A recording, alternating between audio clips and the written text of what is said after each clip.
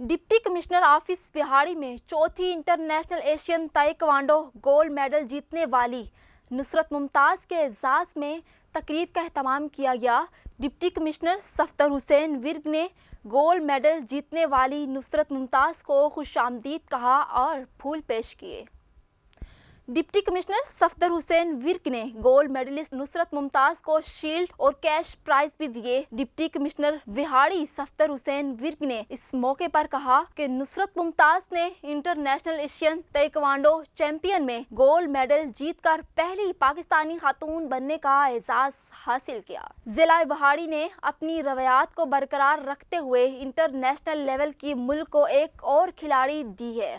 जिला विहाड़ी से बड़े बड़े नामवर इंटरनेशनल खिलाड़ी निकले हैं जिन्होंने पूरी दुनिया में पाकिस्तान का नाम रोशन किया है। इस मौके पर नुसरत मुमताज़ ने कहा कि गोल्ड मेडल जीतकर पाकिस्तान का नाम रोशन करना मेरा ख्वाब था। आइंदा भी खेल के मैदान में मेहनत करती रहूंगी और वालिदैन और शौहर ने मुझे बहुत सपोर्ट किया। डिप्टी कमिश्नर विहाड़ी ने खेल के मैदान में खवातीन को हर मुमकिन सहूलियात फराहम करने में तावन कर रहे हैं। 2024 में मुनक्किद होने वाली सेफ गेम्स में भी शिरकत करूंगी। उन्होंने मजीद कहा कि ताइक्वांडो एक ऐसा खेल है जो लड़कियों को अपना दिफा करना सिखाता है, इसलिए लड़कियों को इस खेल में बढ़ चढ़कर हिस्सा लेना चाहिए।